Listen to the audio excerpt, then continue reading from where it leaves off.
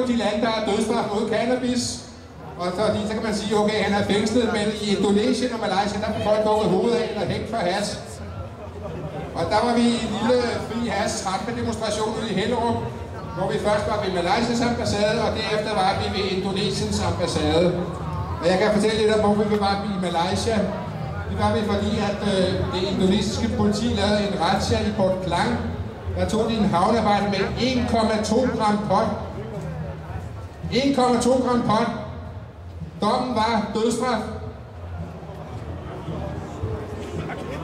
En ung mand på